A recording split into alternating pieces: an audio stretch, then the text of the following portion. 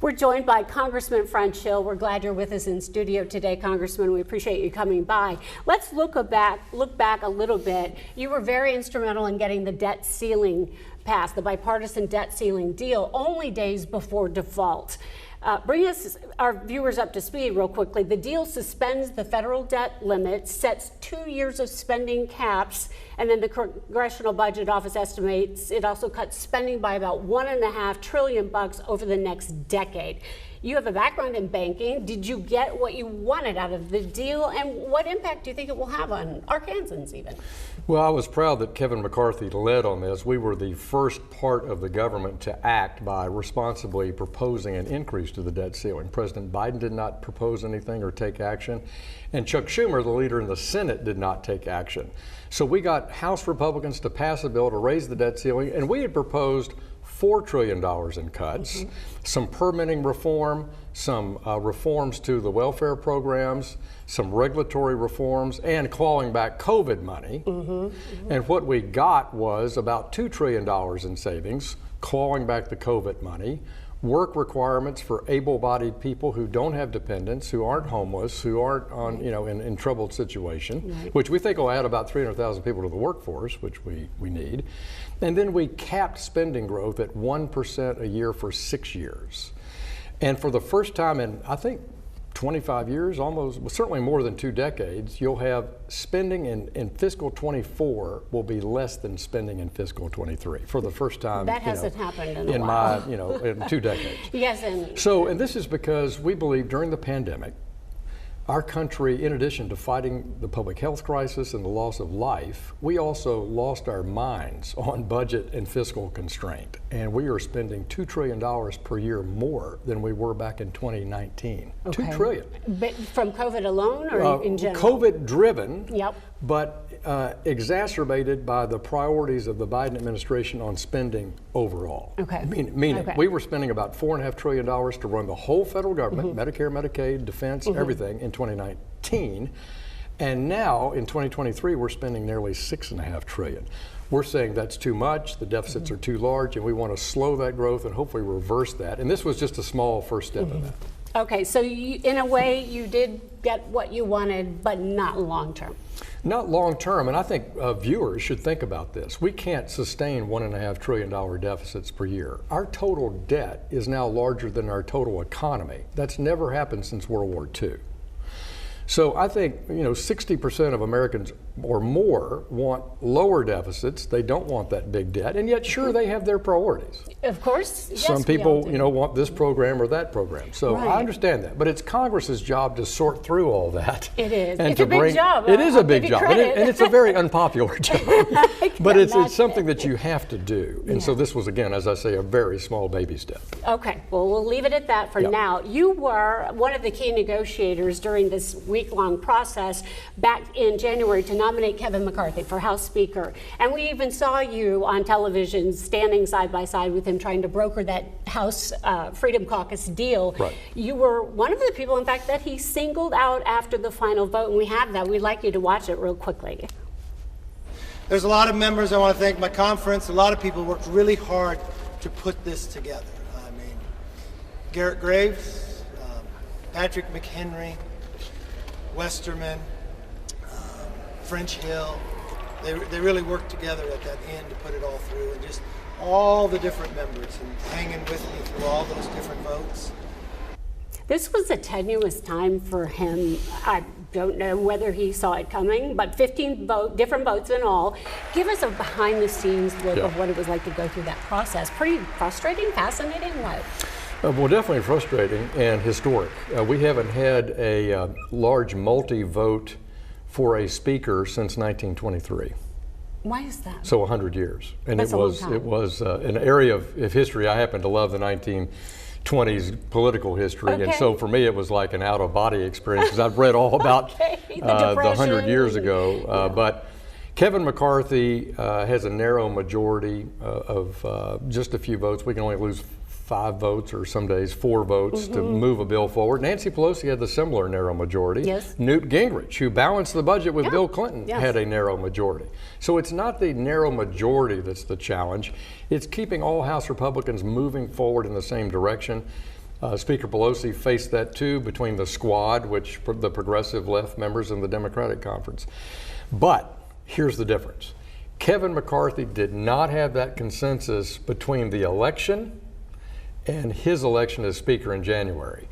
So that work should have been done and was trying to be done in November and December, and we didn't get everybody satisfied, even though we had taken many steps and had reached consensus for the vast majority of the conference, meaning 80% of the conference was on board here. This was just blocked by a tiny group of people, fewer than 20 people out of 222 people. Okay, the odds are that, yes, I understand. So that was a frustrating week, but it was a week that brought us together, and we are marching forward, I think, in lockstep under Kevin's leadership, which doesn't mean that we still don't have disagreements.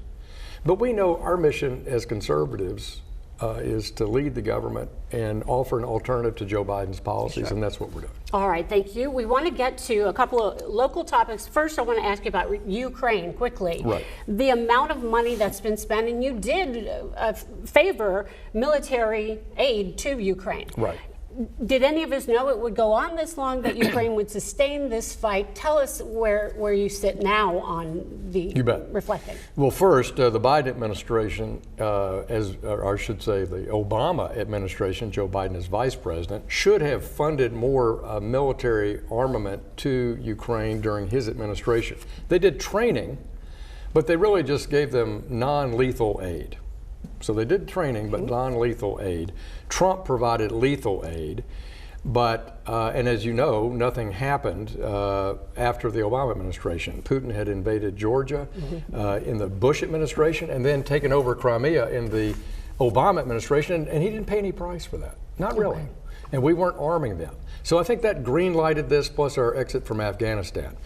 But since Putin went into Ukraine, he overestimated the Ukrainian staying power, which is tenacious or underestimated. Thank you. Yes. Underestimated it, which is masterful, again, part of American training, and the unity of Europe and the United States, the NATO alliance. That has not changed. Europe is stepping up now with a commitment of $55 billion to support Ukraine over the next 3 years, hopefully giving U.S. taxpayers some relief, because the complaint in Washington is we've spent about $40 billion directly in supporting Ukraine, but we want Europe to do more.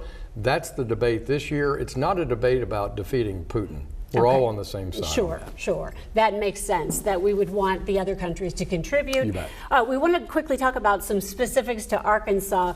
There have been several recent high-volume, high-dollar fentanyl and other narcotic busts in Arkansas. And I know you tweeted something last month in May about federal and state solutions to try and fight the scourge of fentanyl. First, why is it important to you, and what do you recommend? Well, the heartbreak to me over the 9 years I've served in the House is how many funerals I've gone to, and more particularly how many funerals my children have gone to, ages 23 to 26. This is a nationwide crisis. Over 100,000 people died of an opioid overdose in a year, twice what we lost in our armed forces in Vietnam. And back in 2017, 2018, it crossed 50,000. So this is not going away. It's coming in from Mexico via precursors that are made in China. The precursors of the elements that go into making fentanyl, the largest producer is China. But don't remember, we use fentanyl in legitimate drug activity. Absolutely. Yes. But it's coming to Mexico being pressed into pills that imitate other opioids, and they're coming across our border, and they are deadly. A sweet and low packet.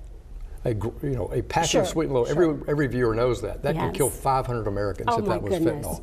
This is deadly. Powerful. We need better law enforcement, better interdiction on the border. We need to sanction China. We need to work with Mexico in a much more aggressive way, and I think that is the next step, where we collaborate like we did several years ago with Colombia about cocoa production. We need that kind of all government strategy in Mexico and the U.S. to interdict and counter this, or we're going to continue to see these deaths on our street. And then we have to take steps here. Education. Your kids are playing Russian roulette if they are popping pills at a party. Absolutely. And you may say, well, hey, it's whatever. But it is Russian roulette because you don't know what's in that pill, and it's not. It's not regulated. And we need good education, and Asa Hutchinson and Sarah Sanders both have been good governors on this topic. And I guess my final thing is I passed a bill last year imitating Arkansas to put naloxone as a co-prescription for anyone who gets an opioid nationwide. Great idea. We have that in Arkansas. You get a new hip or new knee, you get on an opioid, and you don't know your physiology here. It's almost typically overprescribed, more days than you really need. Advil might work at some point. But even for some people, one day. One day, one pill, one day, one dose, and this naloxone co-prescription could save a life. And it saves lives in our EMS and police officers every day. And it's becoming more mainstream, thankfully.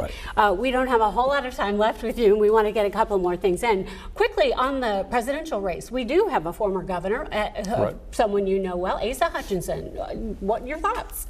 My thoughts are that, my preference would be, while I think President Trump had many, many good policies, I did vote for him twice. I would like at this stage in our world for the two parties to nominate someone younger, both in the Democratic Party and the Republican Why Party. Younger, by the way? And I'll be very neutral on how young. But my view is I'd love a Republican that's younger, that can be a new generation of leadership and who can serve 2 terms. Sure. And I was asked by, is Asa Hutchinson young enough and could he serve 2 terms? And the answer is yes. Well, you're a spring chicken still. That's right.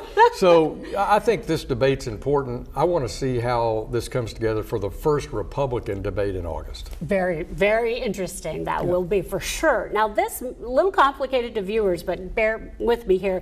You introduced legislation in June to expand the Flatside Wilderness area in Perry and Sling counties. If it's passed, around 2,000 acres in the Washita National Forest would get federal protection against land poaching of that type. Why is this a top concern of yours, and what do you hope happens? Well, I think in today's busy, amazing, complex world where people are so distracted, that our wilderness areas are one of the remaining places across the country where you can go for complete peace and solitude. Wilderness is a place to hike, camp, fish, rock climb, hunt, but you're not using motorized vehicles. And one of the great places in our state is Flatside Wilderness, just an hour from Little Rock. And this is not taking any private land. This is just redesignating existing Washita National Forest land, as you point out, as wilderness.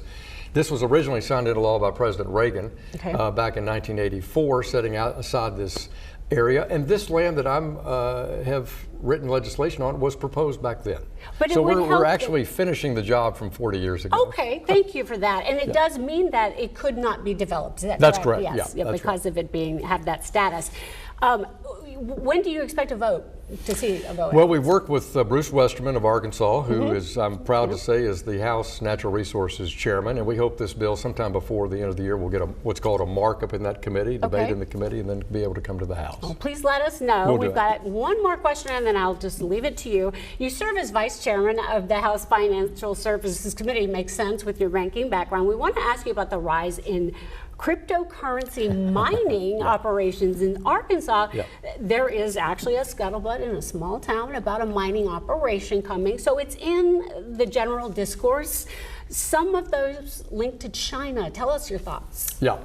So I work as the chairman of the Digital Asset Subcommittee, where we're trying to figure out how to regulate things like Bitcoin, digital asset companies that are created to protect investors, make sure we innovate here in America, make sure we lead in distributed ledger, Web3 technology. Super important for the country. You're saying words that I don't know that the average person knows. No, even this crypto. is, think of the internet in the 90s. We didn't want to tax it or regulate it. We let it be free and let people use the internet to innovate on, and then we taxed and regulated what they did on the internet, right? Yes. Think about how our society would be changed if we had shut the internet down. Oh my. So, right? Well, distributed blockchain is going to change how we work with each other and in our businesses. And part of blockchain are things like payments or cryptocurrencies like Bitcoin that are very experimental. This is a technology at its earliest days. So I'm working on how do we handle that in the U.S., how do we make the U.S. a leader but regulate it safely.